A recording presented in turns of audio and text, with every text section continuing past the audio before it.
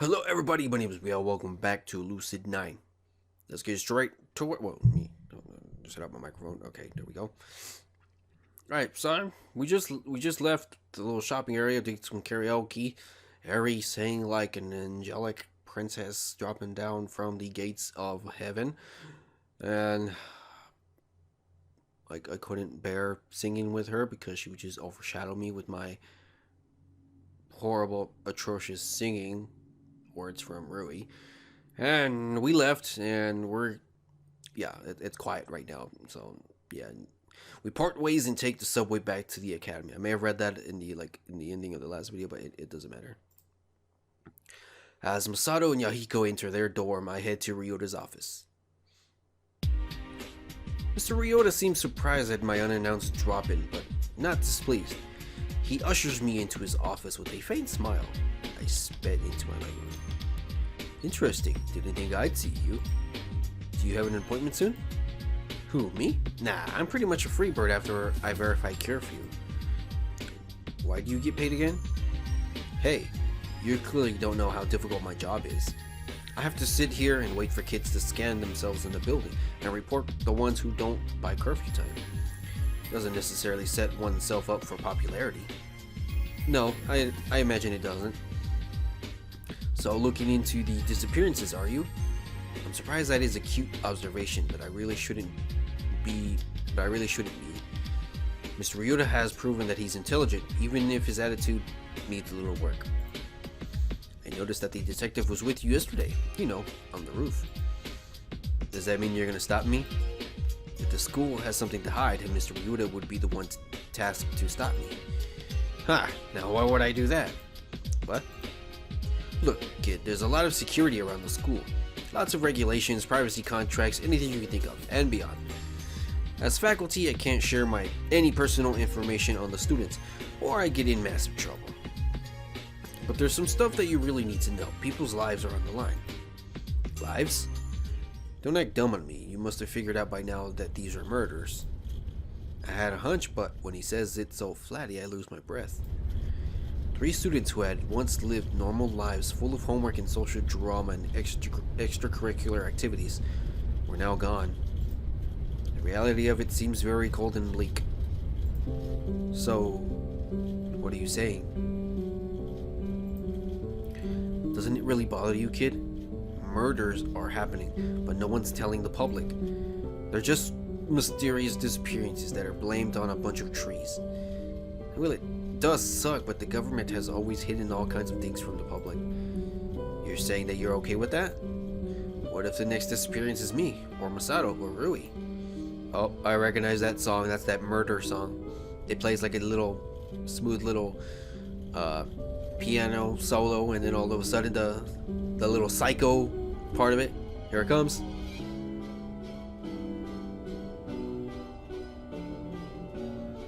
See, this is a knife. Just imagine a knife right there, not the other thing that I'm making this hand movement for. Not the other thing. Let's just move on. I can't answer that. I didn't miss anything, did I? What if the yeah. Just this morning, I was stricken senseless. The mere thought that Rui was the next disappearance. Yeah. I'd even boarded a bus and gone all the way to the Isamu forest. I'd completely lost all rational thought. You're right, but what are you saying? All I'm getting is that I need to know stuff that you can't tell me. I'm not allowed to tell you, but that doesn't mean I can't. Do you get what I'm saying? It means that he wants to save people, but he could lose his livelihood. Sharing confidential information won't just result in a pink slip. He could be blacklisted from every future job. He's trusting all that on me. The world's most serious NDA. Will you sign it? I appear to have this trend of making dangerous agreements recently, so sure. Mr. Ryota's shoulders dropped just slightly, a relax of attention that I hadn't sensed. Of course, all the burden is on him. If I break my promise, he'll be the one to pay. Or if someone overhears, he'll be the one to pay. I better take him seriously. So, what do I need to know? It's a weird trend in the victims that I thought you should know. I'm guessing there's a reason why you're not informing the police. You got me? What exactly does that mean? Police are our best bet of catching this killer. What could I do compared to them? And what is this weird trend? Give me a moment. He reaches into his drawer for a faculty tablet, tapping rapidly on its surface. A moment of waiting passes before he gracelessly bangs it on the table. Gah, I hate computers, but we'd be all dead without them. He continues on. The distant look in his eye clearly shows that he's thinking of a fonder time. You know what was great? My desktop iPair. Man, that was the best. Stable, awesome, and a killer whirl fan. You guys don't know how satisfying it is to hear your computer work to keep itself cool. That's kind of weird. No casual user has desktops anymore. I use a laptop. That's what I'm using right now. Oh, and an icon phones. Man, phones these days break if you breathe on them wrong. Icon phones? It could probably survive a nuclear blast. Ah, there we go. Finally working. He punches rapidly at the tablet screen, then, apparently satisfied, settles back into his chair. What an old man. Let me browse through it for a quick refresher. As his eyes rove over the screen, his mouth settles into a thin, disturbed line. Right. You know how the entry student application to the academy requires a psychological analysis by a qualified physician, yes? Yeah, another security measure, isn't it? Let me read this and see what you think. Midori Maeno, the first disappearance. Chronic social anxiety, suspected autism. She was an artist, holed up a lot in her room, but she made the most beautiful paintings. Taoma Hayashi, the second disappearance. Always out on the party scene. Kind of a screwed up kid, to be honest. He's always causing trouble to get some attention. Had to slap him on the wrist a few times for vandalism. He was practically Michelangelo when it came to drawing the lower half of the male body. Thanks, I totally didn't need to know that. Talking about drawing dicks. Akane Tsukino's the third victim. She's a really sad story. Had a lot of potential.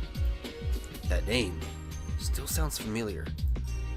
She was the vice president of the student council and the star of the badminton club.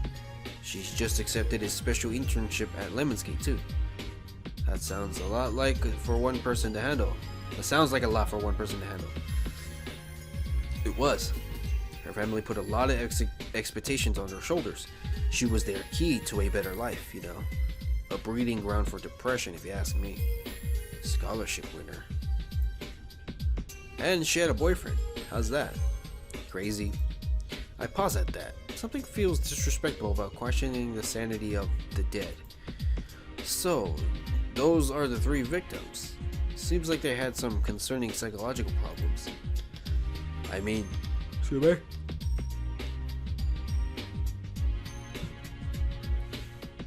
Good man. Sorry about that.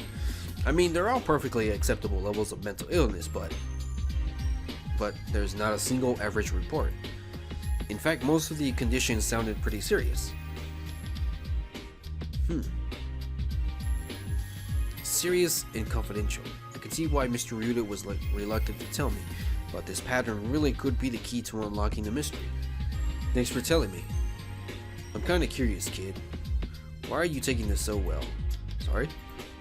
You just found out that 3 students at your school were murdered. That's pretty unsettling news.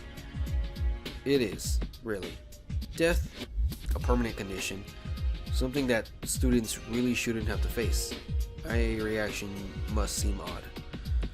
Should I be hyperventilating? On the contrary, this is pretty refreshing, but also concerning. I'll admit that. Well, I won't question it tonight. It's getting pretty late. I'm yawning again, why? Ugh. You better get going. It's not safe for students to be out and about anymore. Thanks for the info, Mr. Ryuda. How am I doing? 10 minutes. More than that, I'm thankful that he was able to trust me. I leave the school after Mr. Ryuda gets a campus security patrolman to escort me home. Seeing policemen inside campus unnerves most students, so they're mainly kept for border patrol, making sure that no one enters or leaves the school. I've barely seen them, to be honest. They probably don't act unless something suspicious crops up on the gate sensors. Oh, this should be good. Yawning again.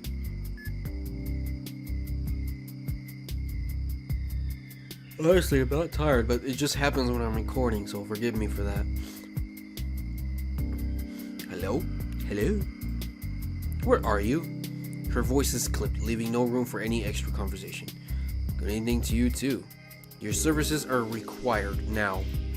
I'm a little taken aback at the shortness of her tone. Seems like some urgent business. Okay, I'm in front of the school. Very well, I'm nearly there myself. Don't move. Sorry?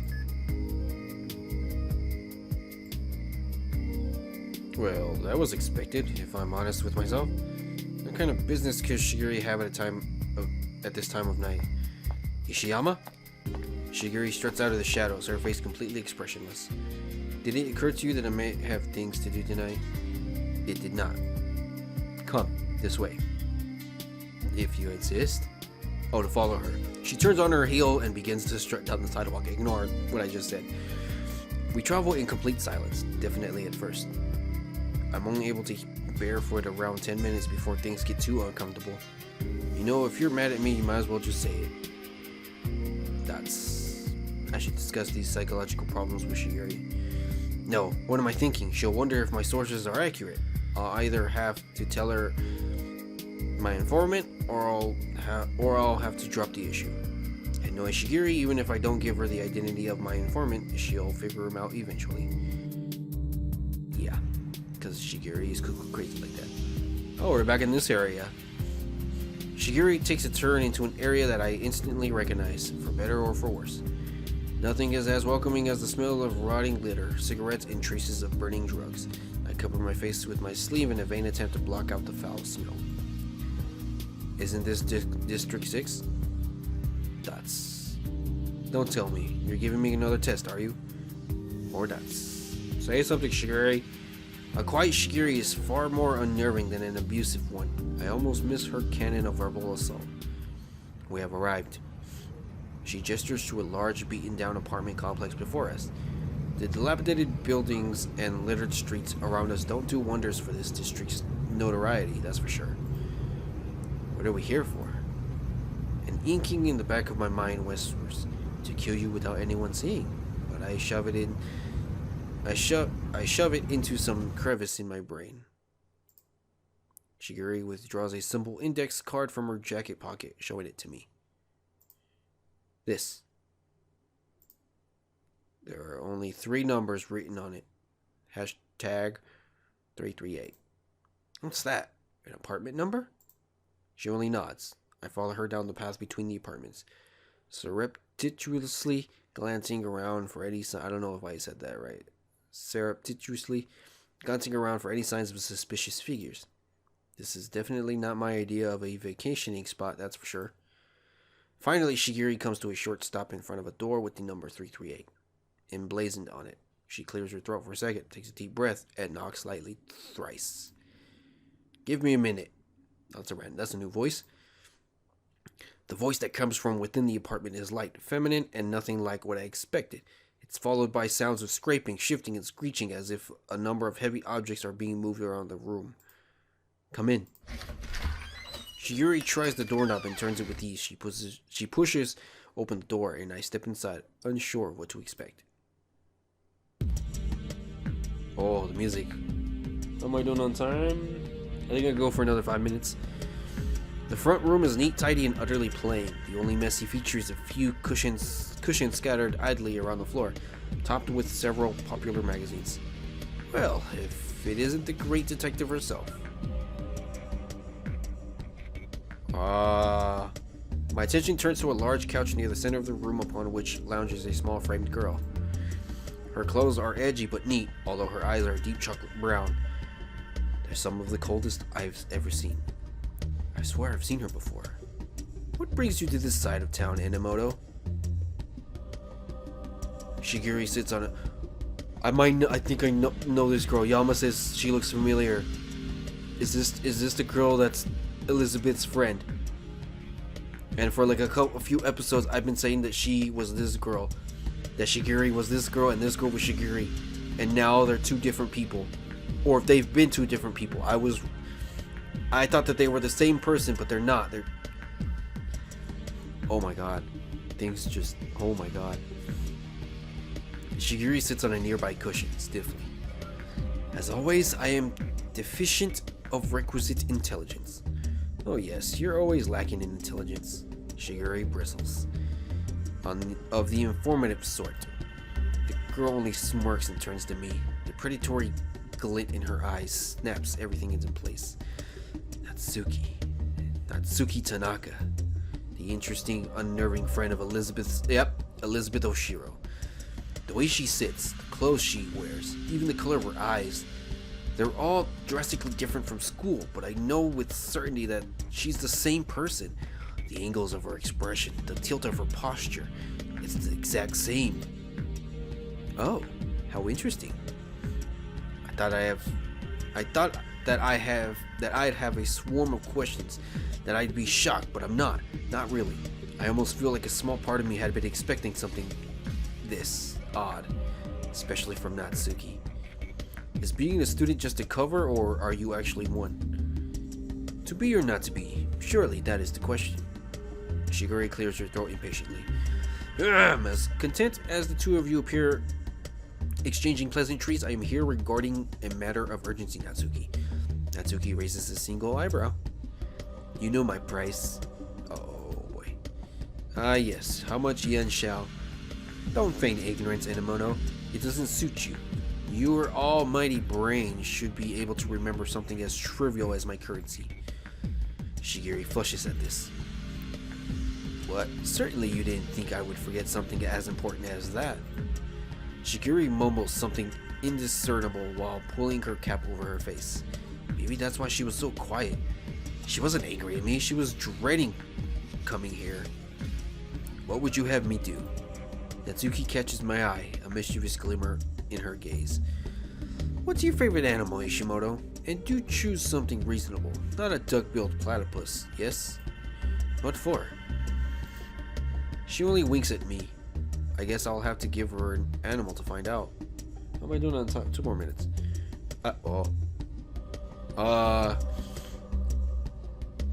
Dog, cat, chicken. Well, I have a cat, so I guess we'll go with cat. Cat, I guess. She smirks at Shigiri, who sends me a look of horror. Ishiyama, we will need another talk concerning your pay. Natsuki cheerily vanishes into an adjacent room. When she emerges after a few minutes, she's holding a full-size cat. Oh boy.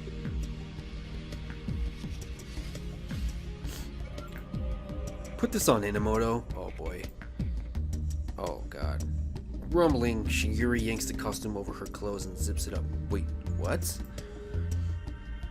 There, satisfied? Oh, I'm kind of sad that they didn't animate like a little sprite, I guess that's what it's called, for her, of her wearing the cat costume. God damn it. There, satisfied? She really did put it on. Give me a nice loud meow. Meow. Oh, seeing Shigiri so subdued is pretty unnerving. I can't believe that such a proud person would stoop so low. Just what kind of person is this Natsuki? Now, Yama Ishimoto, a cat is incapable of speaking English, so you'll have to be Shigiri's mouthpiece. Before that, however, I believe we have some catching up to do. What are you, an ordinary, ignorant civilian doing caught up in a nasty business like student murders? I work for Shigiri. I want to fight for what's right. I work for Shigiri. I work for Shigiri. Dear Inamoto picked you to work for her? Oh, isn't that precious? I mean, it's true. Two useless fools bumbling around together. She came to me, forcing me to work for her. What choice did I have? A washed-up, headstrong detective who is blinded at the first sign of murder, and an irresponsible, selfish teenager who takes nothing seriously. At least we're trying to help. Isn't Shigiri a professional detective? Isn't Shigiri a professional detective?